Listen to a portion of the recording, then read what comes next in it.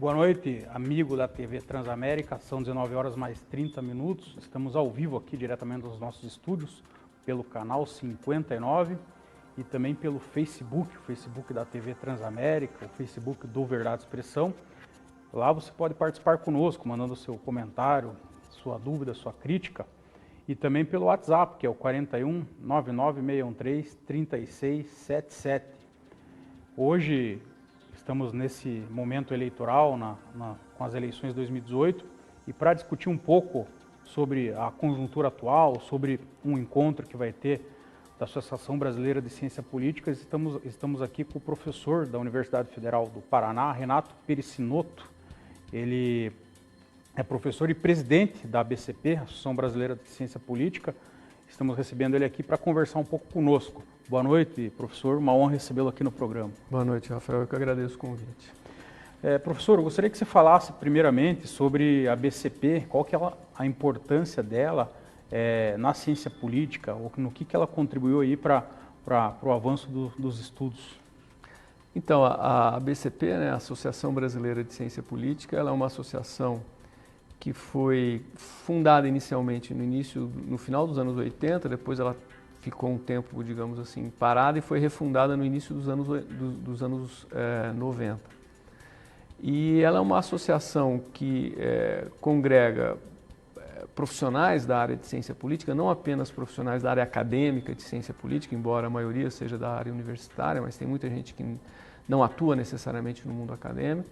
Então ela congrega profissionais da área de ciência política e ela tem no seu encontro bienal a sua grande realização periódica, né? Um encontro nacional que ocorre a cada 2 anos e nós estamos no 11º encontro nacional, que vai ocorrer aqui em Curitiba entre os dias 31 de julho e 3 de agosto. Tá. E quais são os principais objetivos da ABCP? Você como presidente, no final de mandato já, inclusive. No final de mandato. Então, a associação ela tem vários objetivos. Um objetivo fundamental dela é sustentar esse encontro bienal e congregar os principais cientistas políticos do Brasil a cada 2 anos em diversas áreas temáticas que compõem a estrutura da Associação Brasileira de Ciência Política. Essas áreas temáticas são, digamos assim, grupos de trabalho em que os especialistas num determinado assunto se reúnem e apresentam suas pesquisas e têm as suas pesquisas debatidas pelos seus colegas, e são áreas temáticas com temas variados, né? Nós temos áreas temáticas sobre eleições, sobre instituições políticas, sobre relações internacionais, sobre comunicação política,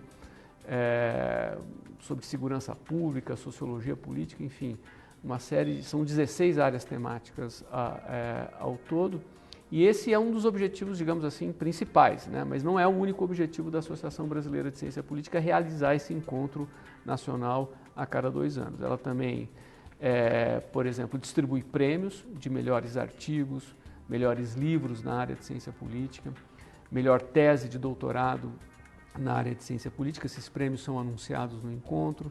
Ela promove eventos regionais. Então nós criamos na nossa direção, na nossa presidência agora, nós criamos as direções regionais da ABCP. Então nós temos 4 regionais, a Regional Sul, a Regional Sudeste, a Regional Centro-Norte e a Regional Nordeste, que são as diretorias locais, digamos assim, da ABCP, responsáveis por animar a vida acadêmica nessas regiões. Então a gente organiza também eventos regionais. A gente promove cursos de metodologia de formação para alunos de graduação e alunos de pós-graduação. Enfim, o nosso objetivo é focado na formação, na disseminação do conhecimento produzido pelos cientistas políticos nacionais e no reconhecimento do trabalho através da distribuição de prêmios, por exemplo. E a estrutura da ABCP seria então essas coordenações aí que você falou? Que tem no Essa país. É a estrutura, digamos assim, diríamos administrativa, né? Você tem uma direção nacional e você tem 4 direções regionais que foram criadas agora recentemente. E essas direções regionais assumem a função de animar a vida regional, a vida acadêmica regional, né? E a direção nacional um pouco de coordenar esse processo, né? Agora, não é a estrutura, na verdade, da BCP é uma estrutura absolutamente enxuta, né? Nós não temos um corpo de funcionários, nós vivemos, de fato, da contribuição dos nossos associados, né? Eu queria só, se você me permite, falar de um outro ponto importante da BCP, de uma outra atividade muito importante da BCP, que é a publicação de uma revista acadêmica online, né, que se chama Revista Brasileira de Ciência Política. Ela, na verdade, tem o título em inglês, porque ela é a única revista brasileira de ciência política publicada originalmente em inglês, né? Então, os artigos, se forem aprovados, mesmo que sejam enviados em português, eles são traduzidos para o inglês, e é uma revista muito bem qualificada pela CAPES, né, que é a agência responsável pela avaliação dos periódicos científicos no Brasil. E essa revista agora recentemente recebeu o aporte, né, por meio de um convênio com a Itaipu, importante, que vai dar uma autonomia financeira para a revista aí de 5 anos. Então, eu tenho que lembrar aqui o apoio da Itaipu a essa atividade que é muito importante para a gente. Eu estava vendo aqui o tema desse encontro, democracia e representação em passos contemporâneos. Exato. Por que esse tema? Você poderia explicar um pouquinho melhor? Bom, do ponto de vista do Brasil, a gente pensou um pouco em tudo que vem acontecendo no Brasil desde das ditas jornadas de junho de 2013, né? Quando uma série de movimentos de rua no Brasil expressaram um descontentamento muito grande com os partidos políticos, com os políticos profissionais. Só que esse não é um descontentamento exclusivamente brasileiro, não é? Esse é um descontentamento que vem acontecendo mundo afora. Então, se você pega o Podemos na Espanha, ou se você pega o Occupy Wall Street, né, nos Estados Unidos, enfim, outras manifestações de descontentamento com a política tradicional, com os partidos políticos, com a democracia representativa, a gente se colocou essa questão. O que esse descontentamento expressa? Expressa uma tentativa de promover uma expansão de participações democráticas ou, na verdade, é um descontentamento de inspiração conservadora, antidemocrática, né? Então, esse é um impasse. Para onde nós estamos indo? Para mais democracia ou para menos democracia? Essa é uma questão, digamos assim. E você falou um pouco das temáticas, mas você teria algum destaque dentro dessas temáticas que vão ser colocadas nesse encontro? Na verdade, as áreas temáticas, elas são, digamos assim, a estrutura, a coluna vertebral do encontro e da BCP. Em torno dessas áreas temáticas se estrutura todas as atividades. Claro, algumas áreas temáticas às vezes tem mais apelo momentâneo do que outras. Então, por exemplo, a área temática de instituições políticas é uma área temática que tem muito apelo porque nós estamos o tempo inteiro discutindo, por exemplo, reforma política. Então, o presidencialismo de coalizão já é um modelo esgotado ou não é? A crise tem a ver com o presidencialismo de coalizão ou não tem? Como é que nós podemos melhorar as nossas instituições políticas? Esse é um tema recorrente, tão recorrente, que é inevitável que a área temática de instituições políticas tenha um destaque, não por parte da direção da BCP, pela própria atividade acadêmica que a área desempenha. Então, tem muita gente estudando instituições políticas no Brasil, tem muita gente falando sobre isso. Então, é uma área temática que tem certamente muita procura. Mas outra área temática que tem muita procura é a área de políticas públicas, por exemplo, porque é algo que diz respeito diretamente à vida das pessoas. Uma política de saúde, uma política de segurança pública afeta a vida das pessoas, então essa também é uma discussão que tem bastante apelo, digamos assim. Especificamente sobre a sua pesquisa, eu gostaria que você falasse um pouco, entre os temas estão aqui recrutamento político, elites políticas e estatais. Isso. E, por fim, ideias políticas e política econômica. Primeiro, eu queria saber por que você se interessou e resolveu ir a fundo nesses temas. Puxa, porque eu não sabia. Bom, eu sempre gostei, no caso do Brasil, eu sempre gostei muito do tema da construção do aparelho estatal. Eu costumo dizer com uns amigos meus, acabei de dizer aqui, respondendo a sua pergunta, que a área de instituições políticas é uma área que tem muito apelo. Nós discutimos o tempo inteiro na mídia, em vários lugares, o problema da reforma política, né? Sistema eleitoral, sistema partidário.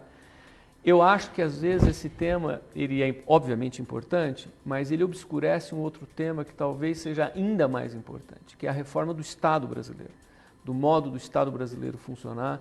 Eu não sou um defensor do Estado mínimo, muito pelo contrário, eu acho o Estado uma ferramenta brilhante para promover objetivos coletivos. Só que o Estado brasileiro ele tem uma série de problemas no seu funcionamento, ele é um Estado muito autoritário, ele é um Estado ineficiente, ele é um Estado caro.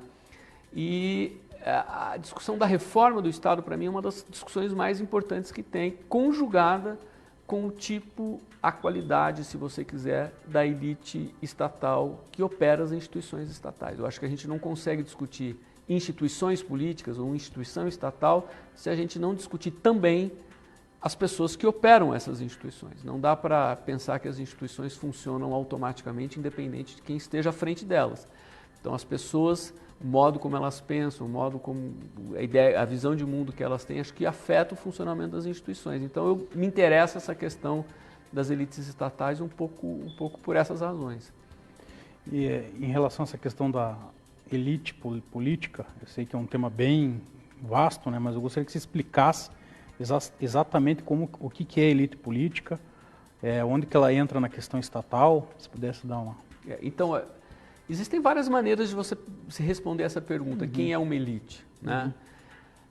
Usualmente a gente costuma dizer que quem é elite são as pessoas que ocupam posições hierarquicamente superiores no seu campo de atividade, né? Então, quando a gente está falando em elite política, a gente está falando daquelas pessoas que controlam os principais aparelhos estatais, né? O poder executivo, os ministérios, né? O próprio parlamento.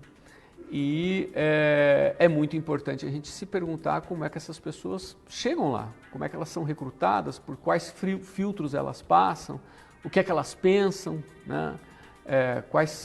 Qual é a sua visão de mundo ao operar uma instituição dessa natureza. Então, em geral, a gente olha para, digamos, morfologia das instituições políticas e a gente identifica a elite como aqueles que ocupam o topo dessas instituições. Claro, a gente pode pensar uma definição talvez ainda mais complicada, etc., mas acho que no geral é isso. Quer dizer, quem é que são as elites políticas? São os indivíduos que estão lá no topo controlando a vida de todos nós, tomando decisões que afetam a vida de todos nós, né? E dentro desse estudo que você analisou, assim, o que você pode falar em termos de comportamento dessas elites?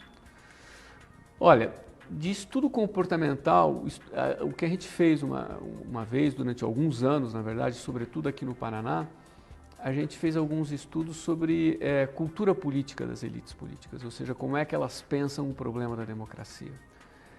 E naquele estudo, voltado para o Paraná, durante um período específico, a gente pegou o período dos governos Lerner e Requião, já faz um tempo, portanto, que a gente fez essas pesquisas, mas tem muita pesquisa sendo feita nessa linha ainda.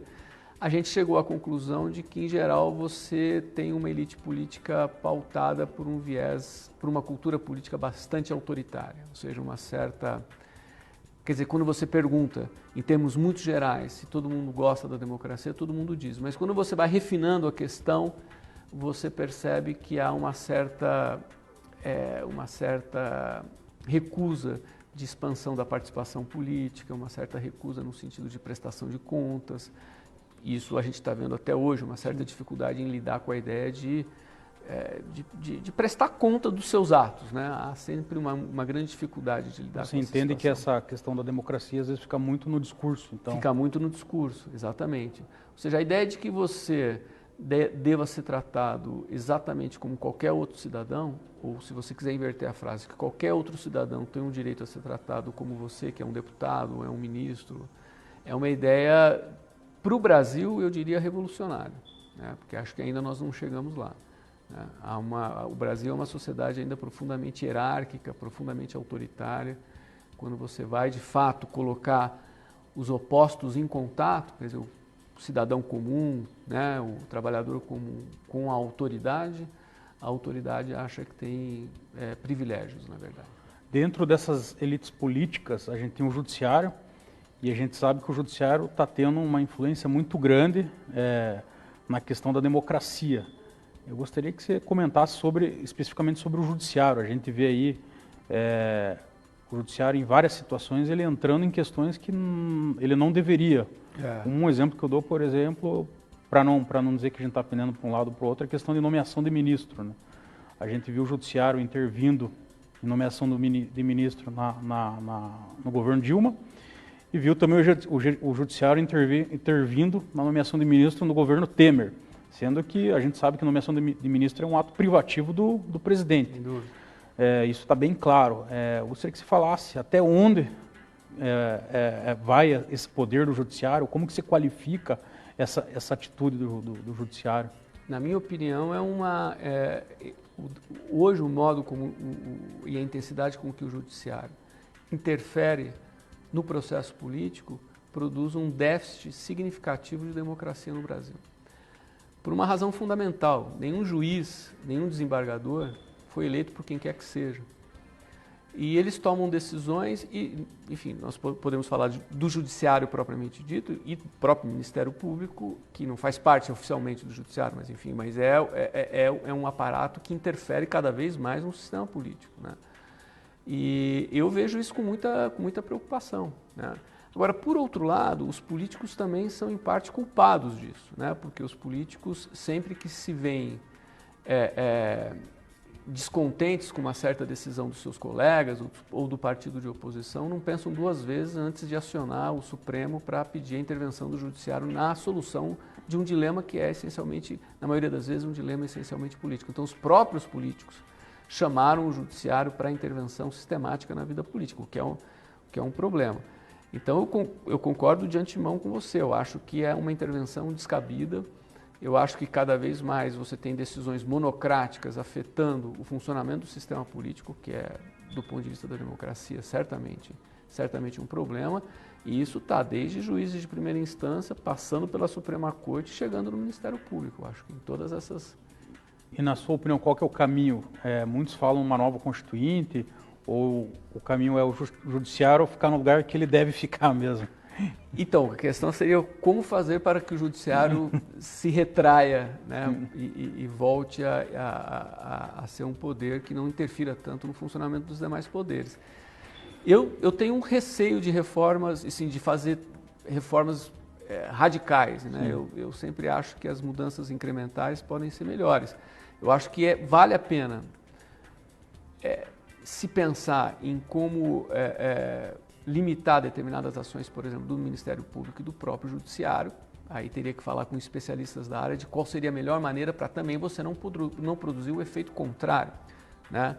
Certamente o Ministério Público é um elemento, por exemplo, para ficar num exemplo, é um elemento importante criado pela Constituição de 88, e o espírito do legislador era ter uma instituição que, digamos, protegeria a sociedade hipossuficiente, para utilizar a expressão do Ministério Público, né? Só que foi longe demais. Em determinado momento a gente vê promotores, né, juízes de primeira instância tomando decisões que afetam a vida política do país como um todo. Isso realmente é complicado. Eu tenho um amigo que estuda o sistema judiciário e ele diz que, na verdade, assim como nós não temos uma corte, nós temos 11 ministros, nós também não temos um judiciário, nós temos 17 mil ministros, 17 mil juízes, né? É um judiciário que cada um meio que age como quer, e o grau de previsibilidade fica muito baixo nessas circunstâncias. Eu vou abrir a palavra para o Leonardo Rocha, que também é da Universidade Federal do Paraná. Ele fala aqui, para você desenvolver aqui, perguntar um pouco mais sobre o seu núcleo de pesquisa em sociologia política brasileira. Como ele é da área, eu vou deixar aberta a palavra para ele. Boa noite, Leonardo. Uma honra recebê-lo aqui de volta. Boa noite, doutor Rafael. Boa noite, professor Renato. Uma honra estar aqui com o professor, conversando com você uma vez. Então, como o Rafael falou aqui, né, vocês vêm conversando sobre a questão da linha de pesquisa de elites políticas, né? Inclusive que o professor Renato é um dos principais nomes aqui do Brasil, junto com outros nomes aqui da universidade, que é destaque na linha, né, como o professor Adriano Codato, o professor Paulo Costa, entre outros. Eu gostaria de perguntar ao professor, pedir ao professor, na verdade, falar um pouco sobre o NUSP, né, que é o Núcleo de Estudos de Sociologia Política, e que desenvolve pesquisas na área de elite, sobretudo na área no que diz respeito ao recrutamento, né? Então eu sei que existem pesquisas que relacionam as elites políticas com elites sociais e econômicas, até como um pouco, o professor já falou um pouco, que faz comparações, inclusive, entre realidades nacionais distintas. Existe uma pesquisa que o professor desenvolveu, né, comparando o Brasil e a Argentina. Então, acho que de uma forma bem ampla, o professor poderia falar sobre o NUSP, sobre essa linha mesmo aqui dentro da universidade, e essas pesquisas que ele, né, junto com os outros professores e pós-graduandos, ali até mesmo graduandos que fazem parte da linha, do grupo de pesquisa, desenvolvem. Bom, obrigado, Leonardo, pela questão e pela oportunidade de falar um pouco do NUSP. O NUSP é o Núcleo de Pesquisa em Sociologia Política Brasileira. Ele foi criado, na verdade, ele foi criado antes de 2002, mas em 2002 ele foi certificado pelo CNPq, que é a agência que financia pesquisas, a agência federal que financia pesquisas no Brasil. E ele é um núcleo que congrega vários alunos de graduação e pós-graduação. E a partir desse núcleo a gente fez aí importantes pesquisas, como o Leonardo resumiu, e que foram publicadas em artigos, em livros. Aqui sobre o Paraná eu lembro de um livro que nós publicamos, que ficou um livro muito interessante, que se chama Quem Governa, em que a gente fez uma análise das elites parlamentares, das elites administrativas, das elites partidárias, do ponto de vista das suas origens sociais, da sua carreira política, das suas opiniões políticas sobre democracia, né? Esse livro congrega uma série de informações interessantes sobre isso. E o fio condutor do NUSP é isso, é trabalhar com o problema das elites, ou seja, de onde vêm essas pessoas, o que é que elas pensam, porque nós temos, digamos assim, a crença de que o fato dessas pessoas serem quem são e operarem as instituições de mando no Brasil faz uma diferença. Quer dizer, você tem vários, evidentemente, constrangimentos que levam as pessoas a tomarem as decisões de tipo A, B ou C. Mas o fato de elas serem quem elas são, terem a carreira que tiveram, pensarem o que pensam, nos ajuda a entender por que a política brasileira funciona desta ou daquela maneira também. Então é preciso estudar não apenas as instituições, mas também as pessoas que conduzem as instituições. Então esse é um pouco o espírito do NUSP, né? Das nossas pesquisas. Tem uma pergunta aqui que chegou, do Wilson Zen, ele sempre acompanha o programa aqui. Ele pergunta para você o que você acha do federalismo brasileiro e se o municipalismo seria um modelo viável por aqui. Olha, o federalismo brasileiro é um federalismo, digamos assim, bem moderado, né? Porque o que nós temos é um Estado Nacional, a União claramente hipertrofiada, controlando uma série de recursos, né? E em grande parte, enfim, o Brasil na verdade é um país muito unitário em certo sentido, né? Você tem as constituições estaduais têm que ter o mesmo desenho, os estados têm que ter o mesmo desenho, legislações básicas em relação à área de segurança, saúde pública, etc., tem o mesmo desenho, porque isso um pouco vem de cima para baixo. Os recursos em áreas absolutamente estratégicas de políticas públicas são muito dependentes da União. Então você tem um federalismo que ali, né, tem uma realidade tributária, enfim, mas você não sai muito disso. Quer dizer, completamente diferente, por exemplo, de um país como os Estados Unidos, em que você tem legislação eleitoral diferente, legislação punitiva diferente, você tem uma série de diferenças, você tem uma autonomia muito mais significativa dos estados. Quanto à questão do municipalismo, eu tenho minhas dúvidas.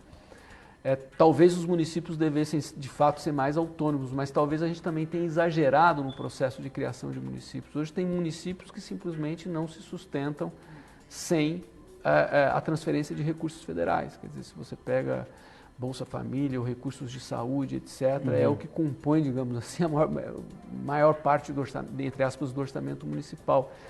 Então, eu não sei se o problema de você conceder mais autonomia aos municípios não está ligado também ao problema de você criar municípios que, de fato, possam ser sustentáveis economicamente, né? Então, hoje tem municípios muito pequenos no Brasil, incapazes de se sustentarem economicamente. Aqui no Paraná mesmo a gente tem 399 municípios. Pois é. É um número... Cada um com a sua Câmara, cada um, né, com sua estrutura administrativa, etc. Eu acho difícil que esses municípios possam se sustentar. Tem até uma colocação aqui do Leonardo, eu vou até passar a palavra para ele novamente, sobre uma reportagem que saiu hoje no website globo.com. Pedir para o Leonardo fazer esse comentário e passar a pergunta aqui para o nosso entrevistado.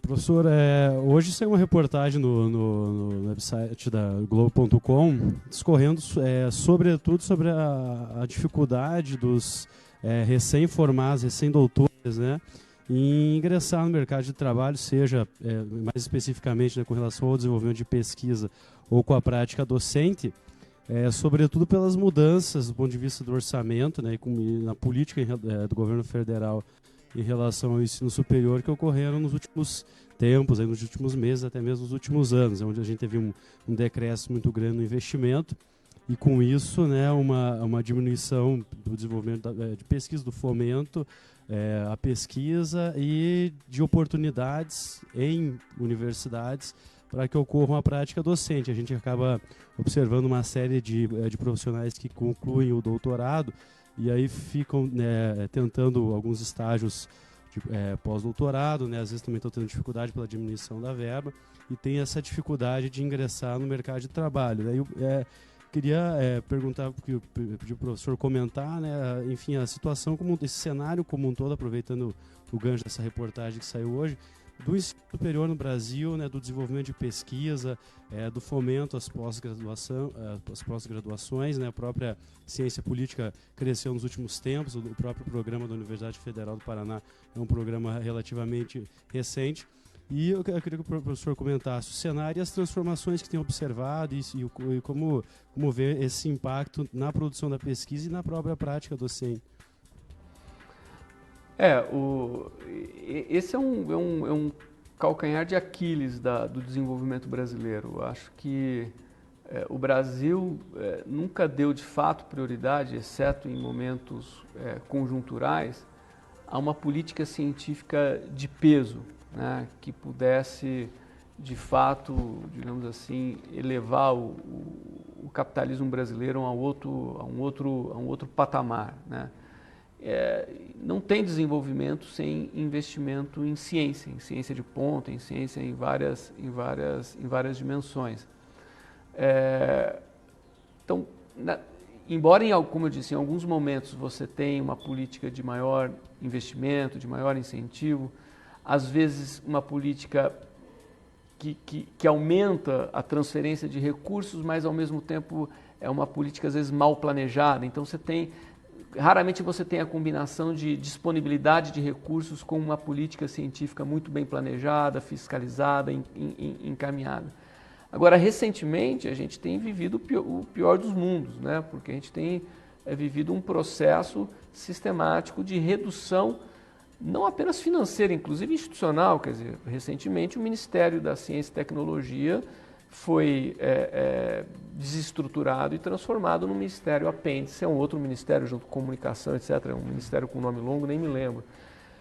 Um pouco essa situação ministerial da ciência mostra o descaso que se tem com essa questão absolutamente estratégica para o desenvolvimento nacional.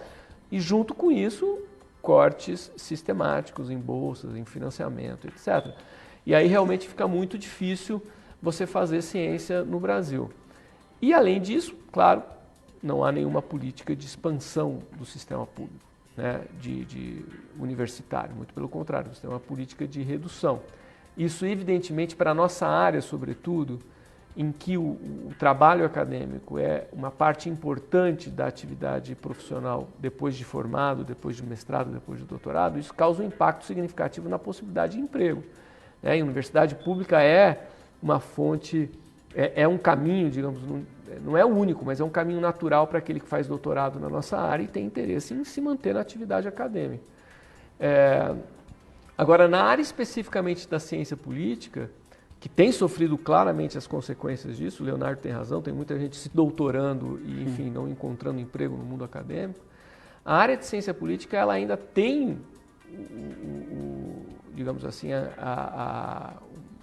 uma alternativa, que é o fato de o cientista político encontrar empregos em outras dimensões, seja em meios de comunicação, em institutos de pesquisa, em assessoria parlamentar ou coisa desse tipo.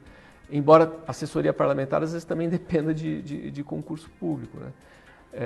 Mas enfim, de qualquer forma a situação não é fácil, né? Uma situação de constrangimento financeiro e de falta de uma política de expansão da política científica e do mundo universitário, do mundo acadêmico. Nós vamos fazer uma análise aqui agora da conjuntura política nacional. Antes, vamos para as notícias da semana com Isis Barros Lourenço. Boa noite. Então vamos começar falando sobre a tarifa social. O texto aprovado na Câmara é um substitutivo do relator deputado Júlio Lopes, do Partido Progressista do Rio de Janeiro, com mudanças em relação ao projeto original. A proposição, que será agora analisada pelos senadores, modifica as regras da Tarifa Social de Energia Elétrica, que é o TSEE, para conceder gratuidade a famílias com renda mensal per capita menor ou igual a meio salário mínimo e com consumo máximo de 70 kWh por mês.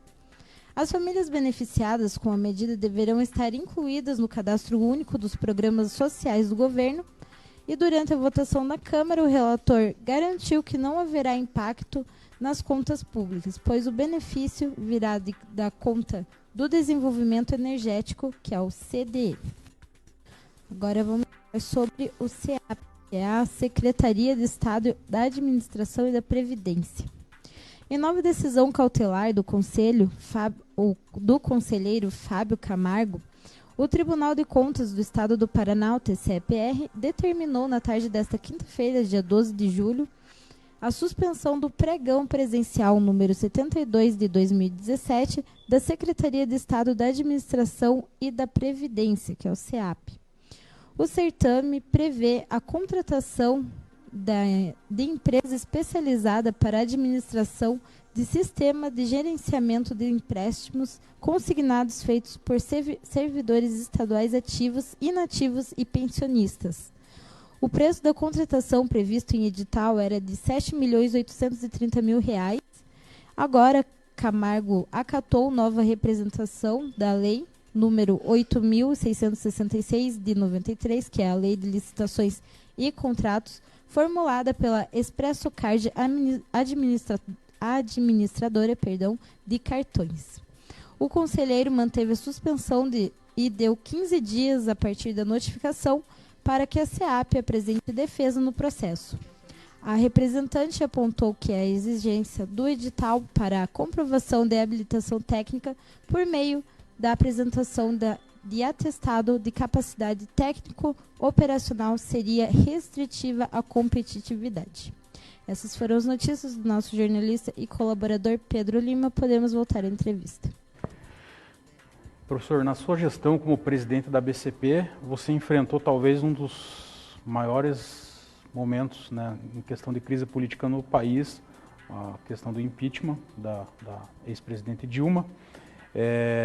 Gostaria que se avaliasse, primeiro, a sua gestão frente a esse acontecimento e qual que é a sua opinião em termos de democracia, em termos de política no país, a ocorrência do impeachment. O país, claro que a gente já sabe mais ou menos a opinião de muitos, o país melhorou ou piorou com o impeachment? O novo governo Temer, qual que é a sua opinião? Eu acho que o impeachment foi um golpe na legitimidade da democracia brasileira. E aqui não vai nenhuma posição de valor em relação ao governo da presidente Dilma, se era bom, se era ruim ou não. Eu acho que a gente não deve brincar com regras basilares, né, da formação de governo de um sistema democrático.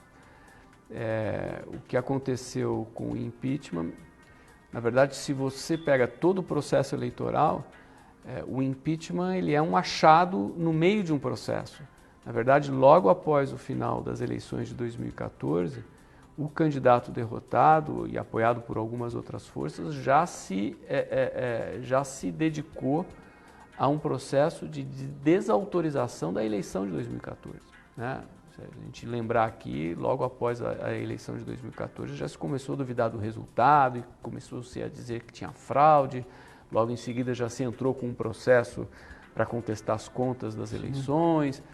E aí, num determinado momento, o impeachment apareceu como a saída mais viável, digamos assim, politicamente, para que essa intenção inicial de desautorizar a eleição e derrubar o presidente fosse feita. Então, eu acho que foi um artifício extremamente infeliz, que a partir daquele momento arranhou significativamente a legitimidade de várias instituições políticas e judiciárias do Brasil, a ponto de as pessoas e determinadas autoridades simplesmente começarem a não obedecer ordens, a não levar em consideração determinados procedimentos. Se eu não tenho que levar em consideração uma presidente eleita com 54 milhões de votos, por que eu devo obedecer o presidente do Supremo, ou por que eu devo obedecer o chefe da Polícia Federal, ou por que eu devo obedecer o presidente do Senado? Então você tem aí uma série, ou por que, em última instância, por que eu não posso desobedecer o desembargador substituto, entendeu? O juiz de plantão. O juiz de plantão. Então aí cada um começa a fazer o que quer. E eu acho que esse é o principal resultado do impeachment. Não vou nem entrar na discussão de política econômica, etc., mas esse, para mim, é o principal resultado, ou seja, a falta de disposição, você perde a capacidade de convencer as pessoas que elas devem obedecer às instituições e às regras. A BCP firmou esse entendimento dentro lá da BCP? Então, na verdade, quando eu fui eleito, o impeachment da presidente Dilma já tinha ocorrido, na verdade, porque ele foi em outubro, né, de 2016, né? E foi exatamente, eu me lembro, porque foi exatamente na Assembleia Geral do nosso evento, né? Que estava ocorrendo em 2016 em Belo Horizonte. Na verdade, não tem um consenso. A BCP emitiu uma nota, né, lamentando o processo de impeachment, mas há colegas nossos que não se reconheceram na nota, né? Então, na condição de presidente da BCP, como se trata de uma entidade plural, tem opiniões políticas divergentes ali dentro, você não pode assumir posições que possam ser lidas como posições partidárias, embora a crítica ao impeachment não seja necessariamente uma posição partidária, né?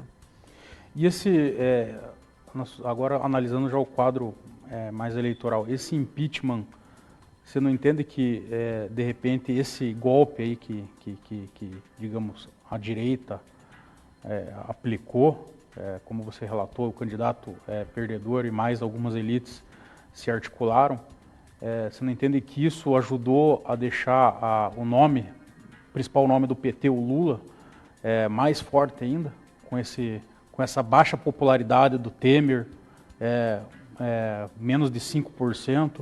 Você não acredita que se de repente a Dilma tivesse terminado esse mandato, talvez o Lula não tivesse com toda essa intenção de voto que ele aparece nas pesquisas? Eu acho, na minha avaliação, que o afã de ganhar uma eleição à força, né, para um grupo de políticos e de um partido que não ganhava nenhuma eleição presidencial há 16 anos, há 14 anos, levou a dar enfim, o tiro saiu completamente pela culatra, né? Porque hoje quem é o candidato de oposição que disputou a eleição com Dilma Rousseff? É um sujeito absolutamente encurralado, né? Vítima do próprio processo, porque incentivou uma caçada da qual ele próprio vai em algum momento se transformar em vítima. E certamente a oposição ganharia a eleição de 2018 com tranquilidade, né? Porque o governo de Dilma Rousseff teve uma série de problemas, né? E muito provavelmente ela não conseguiria se recuperar da situação. Então tratava-se apenas de esperar aquilo que deve acontecer em qualquer regime presidencialista, quer dizer, presidentes ruins você tira por eleição, né? Você não tira de outra forma. Se você acha que o presidente é ruim, você vai lá e vota contra ele na eleição seguinte. Eu acho que era simplesmente o caso de esperar, e certamente o Lula seria responsabilizado claramente por ter sido o responsável por indicar Sim. a sua sucessora. Então, hoje aí a gente tem um nome, a gente tem uma situação muito complicada, né? A gente tem um candidato preferido do eleitorado não podendo disputar as eleições. E qual que é a sua avaliação da Lava Jato? Até onde ela está sendo, digamos assim, saudável ao país e até onde ela está, digamos, quebrando com a democracia? Então essa é uma questão muito interessante, polêmica, porque né? Como tudo em política é muito complicado, e eu acho que você pode incorrer em dois erros opostos, mas similares quando se fala da Lava Jato. Ou uma crítica pura e simples, dizendo, olha, isso é ruim, isso não dá, eu rejeito completamente. Por que essa posição é ruim? Porque você deixa de ver as coisas positivas e você acaba jogando água no moinho daqueles que simplesmente criticam a Lava Jato porque não querem ser investigados, né? Tem muita gente que está aí criticando ferreamente a Lava Jato porque quer fugir às suas responsabilidades, certo? Agora, por outro lado, o elogio puro e simples, há todo um lado que faz esse elogio, essa louvação ao Sérgio Moro e ao processo da Lava Jato, também incorre numa série de problemas, porque há sérios problemas no processo da Lava Jato, né? O primeiro deles certamente se você pega desde o período pré-impeachment, o abuso de autoridade em vários momentos, né? Que as pessoas às vezes acham que o combate à corrupção, por ser a coisa mais importante na sua hierarquia de valores, justifica qualquer coisa. E não justifica, por exemplo, você divulgar um áudio presidencial para caçar o direito da Presidente da República nomear um ministro, por exemplo. Que foi uma coisa escandalosa, absolutamente escandalosa do ponto de vista político, aquilo que em qualquer país do mundo o juiz que fez aquilo teria sofrido sérias consequências políticas e até penais. Mas, enfim, há evidentes exageros em certos procedimentos e, ainda que não houvesse e nós pudéssemos encontrar ali apenas coisas positivas, como se costuma dizer, o inferno está cheio de boas intenções. Nada garante que desse processo todo resultará um Brasil necessariamente melhor. Então é preciso olhar esse processo que às vezes é imbuído de uma certa vontade de missão, de limpar o Brasil de cabo a rabo. Eu gosto muito de citar o exemplo da Operação Mãos Limpas na Europa, que dilacerou o sistema político italiano, destruiu os principais partidos do sistema político italiano, o Partido Socialista, o Partido Comunista, a Democracia Cristã, foram partidos que desapareceram do cenário político italiano. Desse desaparecimento surgiram uma série de pequenas forças políticas radicais, de extrema direita, fisiológicas, sem muita representatividade. E quem se elegeu no final do processo foi um sujeito chamado Berlusconi, que era um sujeito mais rico e mais corrupto da Itália, né? Então você não tem necessariamente um bom resultado de um processo que começa com boas intenções. Então isso é um problema, certamente. Eu acho que é um processo evado de problemas, né? Então eu acho que às vezes me preocupa o lugar demasiadamente central que o judiciário brasileiro e o Ministério Público têm hoje no processo político brasileiro. Dentro dessa análise que você fez de elites no começo do programa, a gente tem eu gostaria que você comentasse esse episódio que a gente teve no domingo retrasado, em relação à briga dentro do próprio judiciário, né? Foi digamos assim, uma queda de braço entre um desembargador plantonista com um juiz e com e outros dois desembargadores e um delegado da Polícia Federal. Como que você qualifica isso? Então, eu acho que independente do acerto ou não, do mérito ou não da decisão do desembargador plantonista, eu acho que o que foi feito ali, se costuma dizer que decisão judiciária se respeita, bom, uma vez tomada a decisão, se respeita, se é o caso de reverter, tem lá os procedimentos legais para que seja revertida a decisão, não é? Porque não pode alguém de fora do Brasil, em férias, ficar dizendo o que deve ser feito ou o que não deve ser feito por telefone. Enfim, isso mostra como é que as coisas perderam os limites, entende? Como é que as instituições de fato estão em risco, inclusive as instituições judiciárias, quando você tem esse personalismo, esse ativismo pessoal de determinados juízes no processo político brasileiro. Então eu acho que é um perigo. Dentro desse embate, você atribui muito, todo esse ocorrido muito por conta do impeachment, a partir do episódio do impeachment, muitas questões, muitas coisas, as instituições não estão se respeitando entre si no país? Então, eu acho o seguinte, eu acho que o impeachment tem uma causa fundamental. Essa causa fundamental é a existência de uma oposição disposta a desautorizar o processo eleitoral. E eu acho que o impeachment tem nome, esse nome é Aécio Neves, Michel Temer e Eduardo Cunha.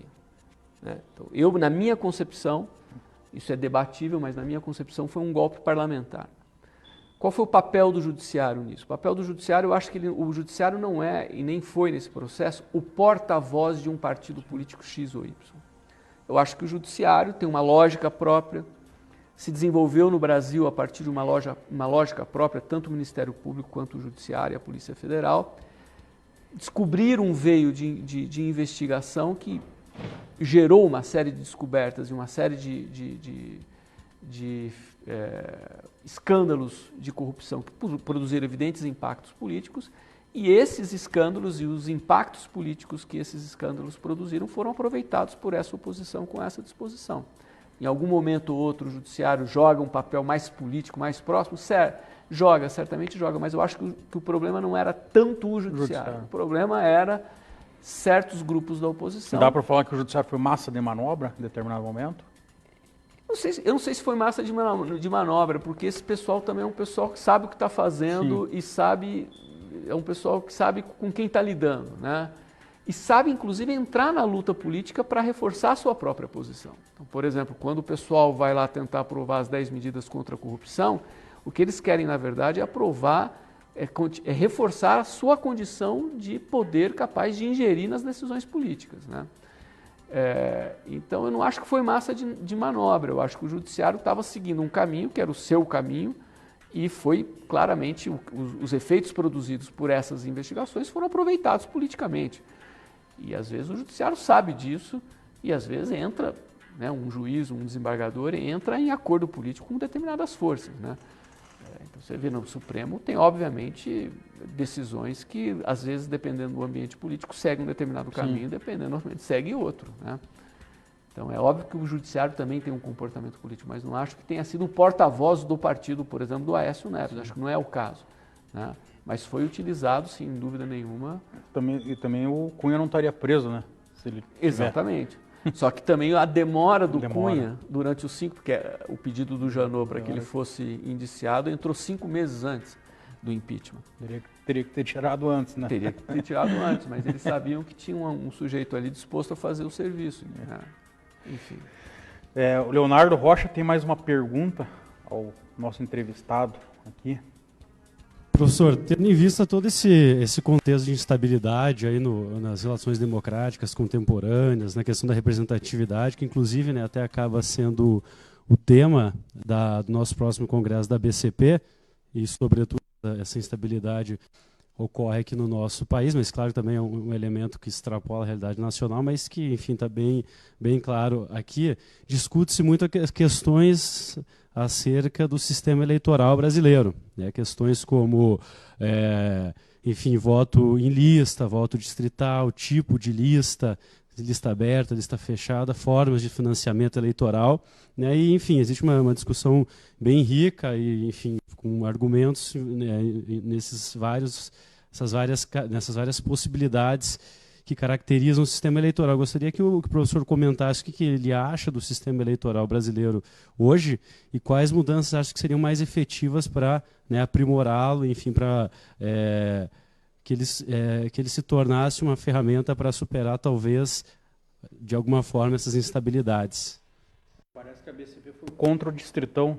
Foi contra o Distritão. Já complemento a pergunta do Leonardo. Foi contra o Distritão, porque avaliávamos, os nossos principais colegas que trabalham com o tema avaliavam que o Distritão ia na contramão daquilo que era fundamental para a democracia, que era a consolidação das instituições, a diminuição do personalismo político, um menor peso do dinheiro nas eleições. O Distritão acho que ia contra todos esses elementos. Eu acho que o ponto de partida para essa discussão, acho que podem ser dois. O primeiro é o seguinte, primeiro a gente tem que ter a consciência de que não existe sistema eleitoral perfeito, né? Então algum senão sempre haverá, né?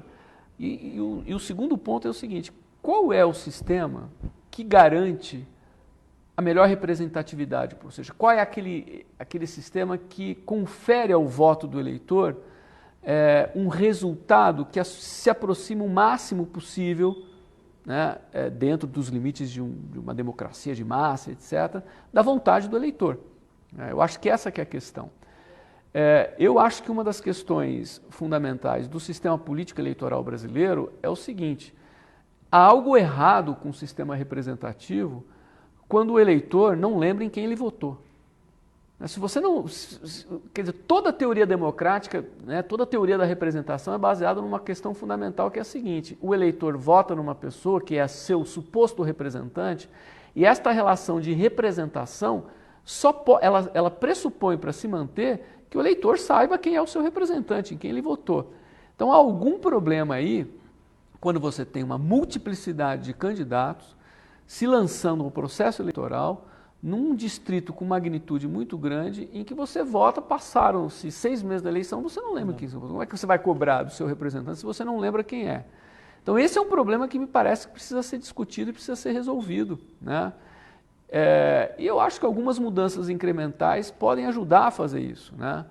Eu acho que talvez você diminuir a magnitude dos distritos, você suprimir as coligações nas eleições proporcionais, né? Você, enfim, criar alguns mecanismos aí que aproximem de alguma maneira o eleitor do seu candidato. Isso é interessante até, por exemplo, uma coisa que eu acho interessante, eu particularmente gosto do voto em lista, do voto fechado, né? Por quê? Porque eu acho que você tem na etiqueta partidária uma identificação direta de quem está te representando. Às vezes você pode até nem lembrar do nome, mas se é do partido em que você votou, você tem já uma relação de identificação. Então, o voto em lista, segundo alguns amigos meus que são críticos do voto em lista, ele reforça, ele transfere poder para as oligarquias partidárias. Ok, mas as oligarquias partidárias já têm poder. Entendeu? Já têm poder. Então, eu acho que conferir aos partidos o poder um pouco de ordenar a lista me pareceria um bom caminho, além dessas mudanças incrementais, que algumas delas já estão aí em andamento. Eu vou passar alguns números aqui da última pesquisa, rapidamente, para a gente comentar, aproveitar esse finalzinho do programa. A XP Investimentos, ela divulgou uma pesquisa de intenção de voto. 1.000 pessoas foram entrevistadas de 9 a 11 de julho, 3,2 pontos percentuais a margem de erro, registro 9898-2018. Então, basicamente aqui, o cenário 1 sem o PT ter candidato, 27 branco e nulo, Bolsonaro 23, Marina 13, 9 Ciro, 8 Geraldo Alckmin, 5 Álvaro Dias, 4 não respondeu, 4 não sabe, 2 Henrique Meirelles, 2 Manuela Dávila, 2 Guilherme Boulos, 1 Flávio Rocha, que na semana passada já anunciou que não será mais candidato. Se o Haddad for o candidato, o branco e nulo vão para 27%, é o líder da pesquisa, 24% Jair Bolsonaro, 14% Marina Silva, 9% Ciro Gomes, 8% Geraldo Alckmin, 5% Álvaro Dias, 4% não sabe, 3% Henrique Meirelles, 2% Manuela Dávila, 2% Haddad, o candidato do PT, e 1% Boulos e 1% Flávio Rocha. Se Lula for candidato, daí o Lula é o líder, 30% Lula, 20% Bolsonaro, Bolsonaro fica ali ainda nos 20%, 13% brancos e nulos, 10% Marina, 7% Ciro, 7% Alckmin, 5% Álvaro Dias, 2% não sabe, 2% Henrique Meirelles, 1% Manuela Dávila, 1% João Amoedo e 1% Boulos. Agora, o mais interessante é o cenário 4, que diz o seguinte, se o Fernando Haddad for apoiado pelo Lula, ou seja, se o Lula for lá, o meu candidato é o Haddad.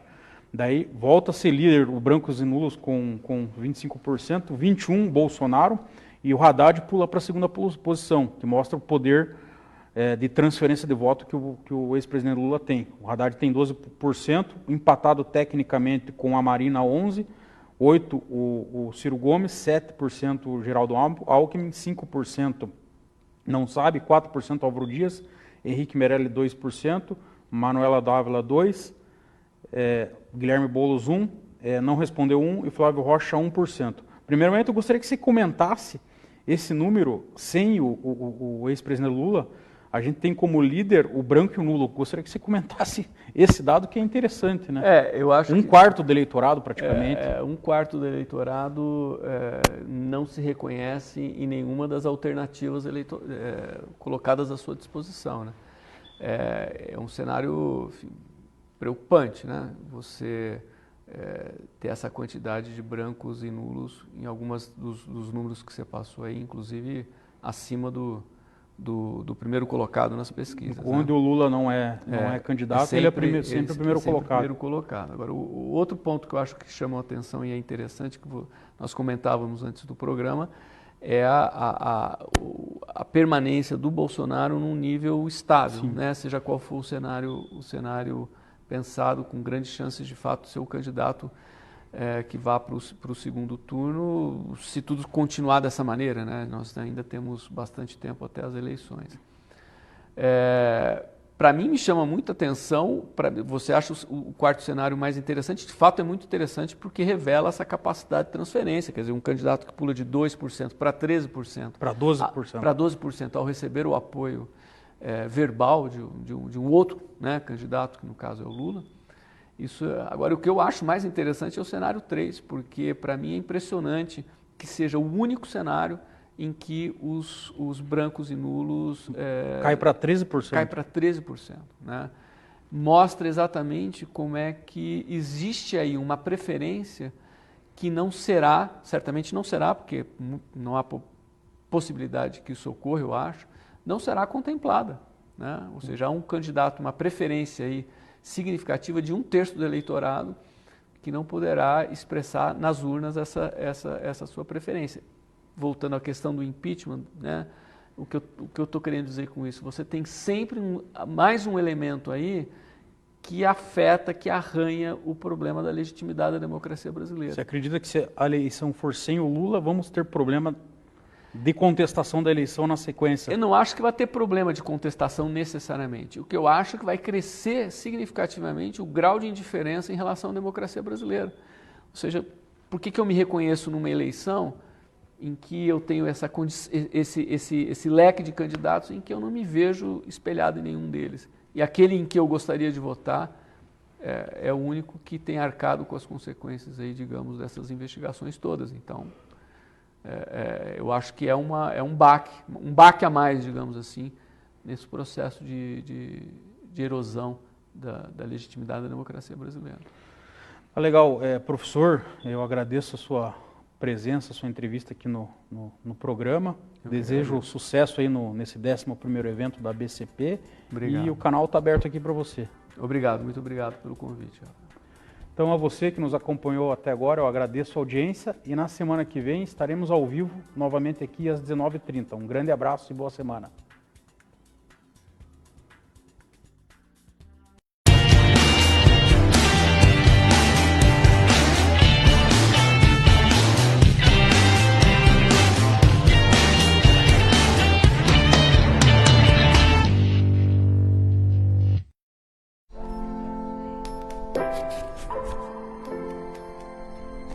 O que vocês estão fazendo? Um cartaz.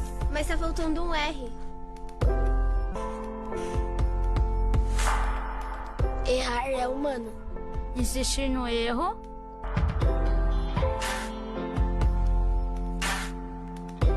Persistir no erro pode ser falta de oportunidade.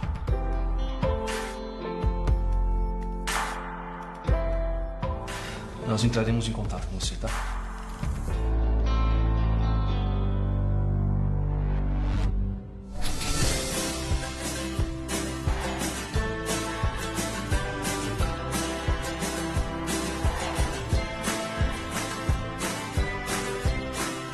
Apoie um futuro nota 10. A LBV conta com a sua ajuda.